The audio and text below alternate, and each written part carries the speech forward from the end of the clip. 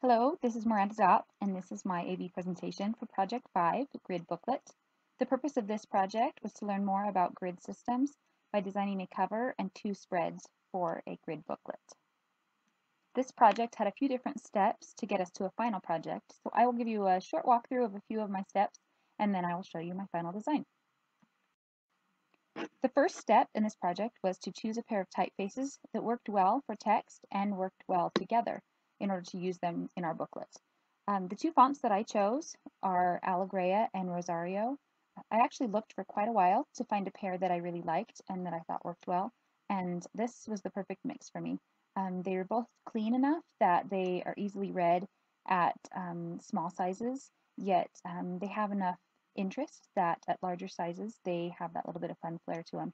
And I love that part, and so I think that gives the booklet as a whole some interest. After choosing the number of columns that I wanted to use in my grid, and I actually decided to go with 5, the second step was to sketch some ideas for layout, and then the subsequent steps were to turn those sketches into drafts. So my first draft, as you can see, is pretty plain and boring, and frankly it looked a little sad. I think part of that was due to the fact that I don't think I had a solid understanding of quite what the whole idea of the grid was and the process. And so it took me a few more versions to get to my final project. Okay, so after all my other versions, which didn't turn out quite so great, this is my final grid booklet. So this is the cover and the first spread. So first off, in choosing colors, I knew that I wanted some colors that had some character but weren't too bright. So I went with sort of a turquoisey green, and then I used a dark orange to complement that.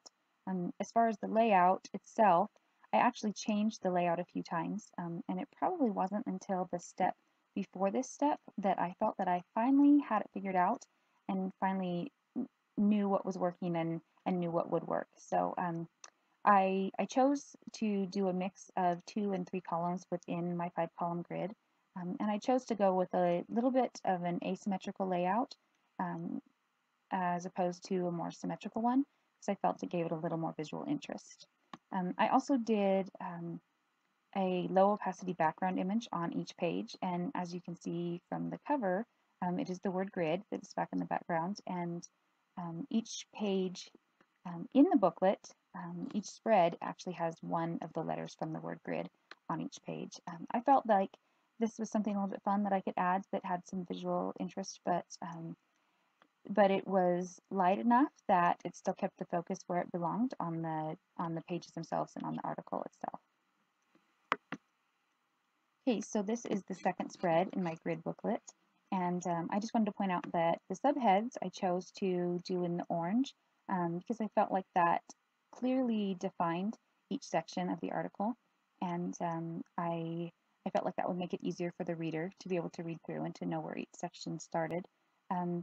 Also, with the block quotes, I used the turquoise and the idea of the boxes or the rectangles or squares to mimic the look of the way I designed the article title itself on the first page.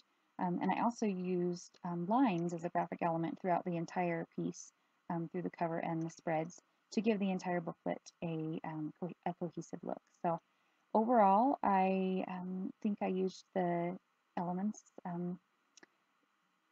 and made them work well together to make a booklet that shows the effectiveness and flexibility of a grid, as well as the creativity a grid can have. So thanks for watching.